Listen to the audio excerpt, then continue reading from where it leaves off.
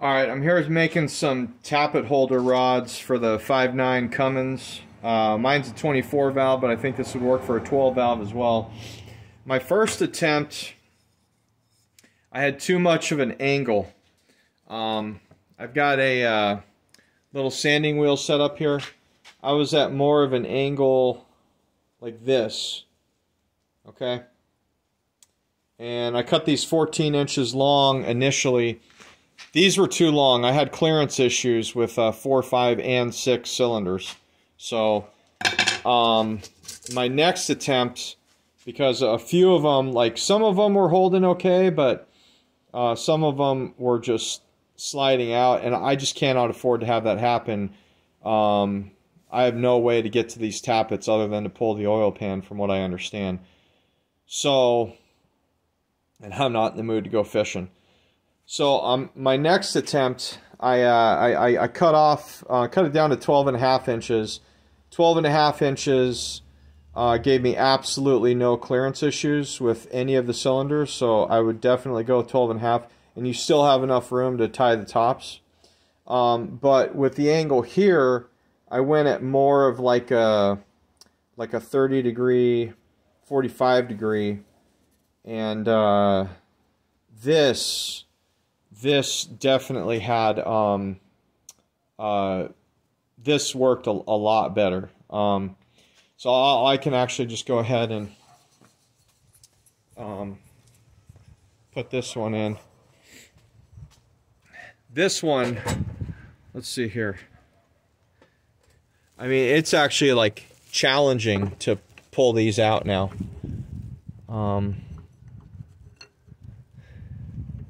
So you still got to kind of squeeze them in there a little bit, but it's definitely a lot easier than having them 14 inches long. So let's see. Okay, I can feel that guy in place now. Oh, and I mean, that just shoved down in there. And the problem that I had with that angle before was that it just wasn't getting enough of a bite. So I think you just really need to have like a really small beveled end, and these haven't backed out at all. But when my angle was too shallow, I guess you would say, they were just backing out. But now they're wedged in there. I mean, that's a good solid wedge. So, and I'm finding that there is enough clearance to miraculously get them in there, even all the way back at number 5 and number 6. You just kind of go in like this, and there's enough room up in here to drop it down into that hole back in there. I don't know if you can see it, but so yeah, definitely go 12.5 inches long. I've got a little bandsaw set up here to put the cross notches in. I'm just going like the depth of my 1/2 inch blade. So I'll go ahead and just make the rest of these real quick. See if I can get this set up. I'll just mark one at 12.5. And then use that as a guide for the rest of them.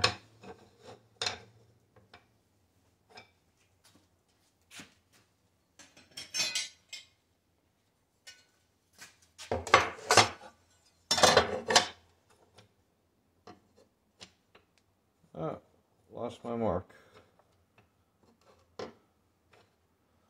Okay.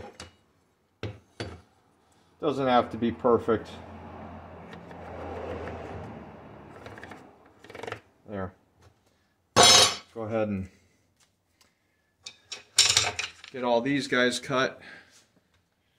Take you back over here to the bandsaw.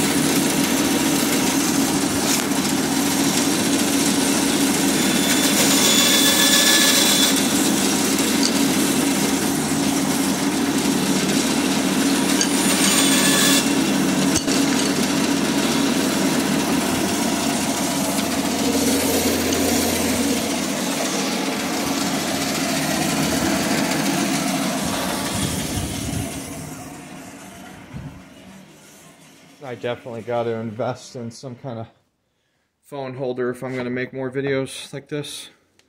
Alright, so got all those cut to 12.5 inches. So I just loaded up here in my drill. And I'll go ahead and plug in my sand disc, and then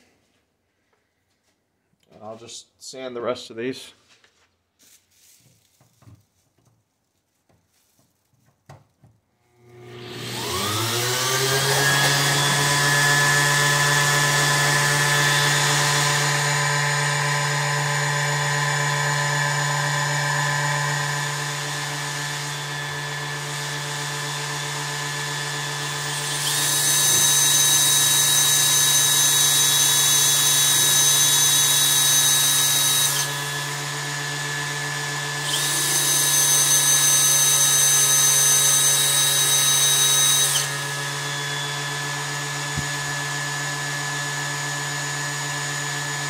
Right there, that's all you need.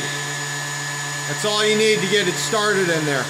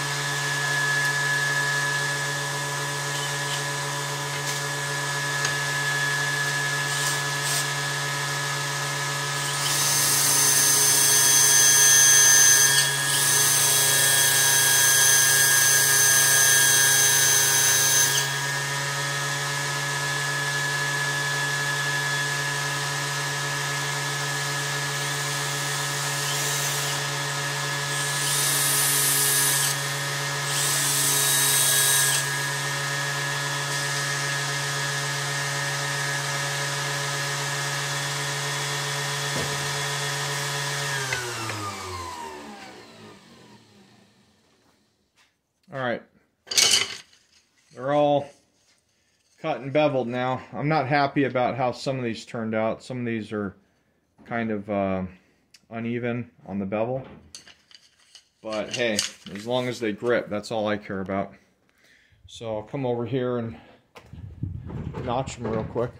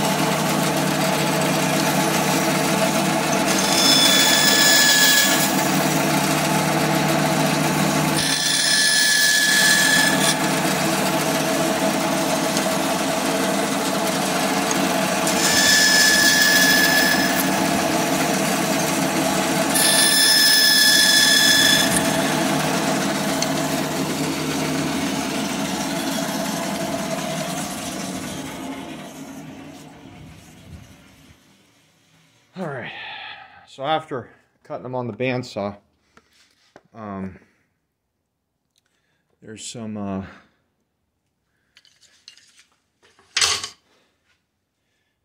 little strings of wood on here. Just find them. Quick sand takes that off.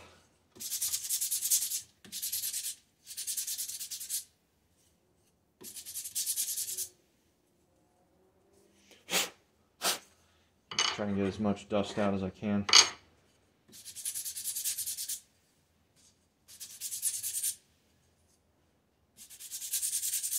My air nozzle gave out on me while I was doing these.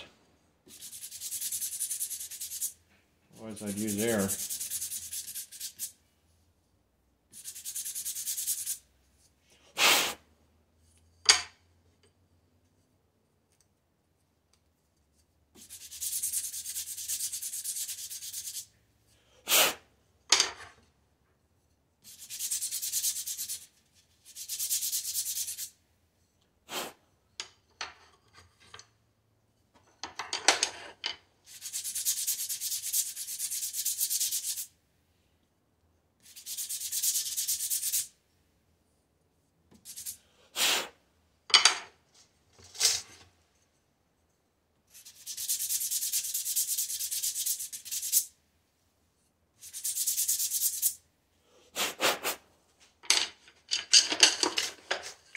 Alright, I got them all beveled, notched, and cleaned up a bit.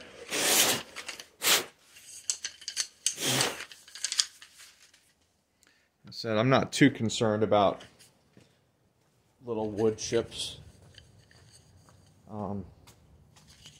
Cummins isn't, I'm not.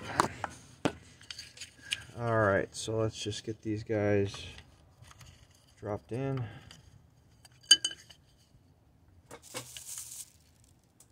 Get the beveled side down.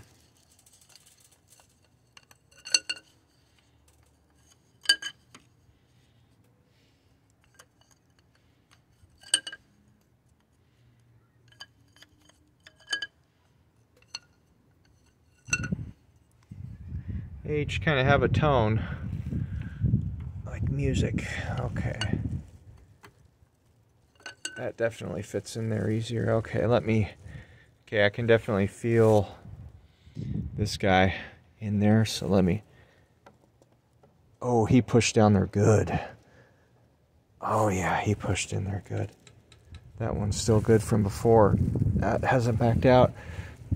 And 6 hasn't backed out either. And you can feel him.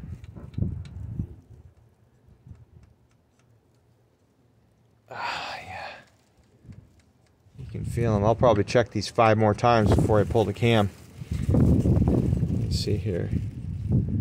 I can feel the tappet right there. That pushed down a good 1/4 inch probably. Oh yeah, I can't push that down with my palm. Yeah, that's in there. I'd have to use a lot of force to pull that out, I think. And that's what you want. So let me find that tappet down in there. Yeah, it's real windy. I really didn't want to do this on a windy day, but gotta repair this leak.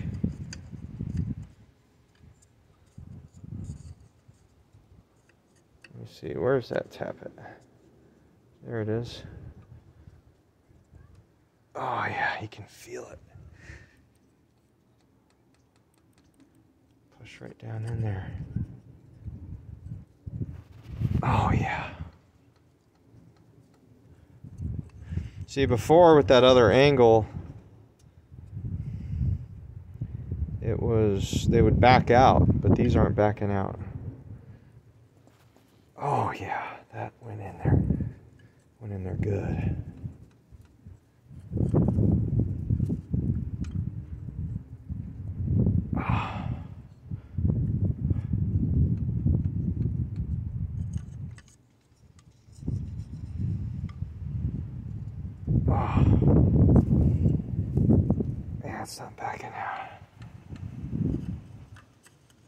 I like the 12.5 inches too, because now I think I'll be able to get the valve cover back on and keep this stuff protected from the elements. Oh yeah, that's in there, man. That's not going anywhere. So, all right, well, let me get this covered back up. But 12.5 inches, little like 45-degree bevel on the end. I think that's a ticket. I'm gonna get these tied off and then get the cam ready to pull. Really excited to get this leak fixed. And like I said, this is in a previous video, but you could see where the gasket's old and cracked right here, and you could see down in there where I think the gasket actually like split and then started falling in back there. So like I said before, some guys put a bead of RTV right there, but I'm not even going to mess with it. This gasket's probably got over 300,000 miles on it. So that's it for now. 12.5 inches, 45-degree bevel, cross notch. These suckers are not, they're in there. That is in there.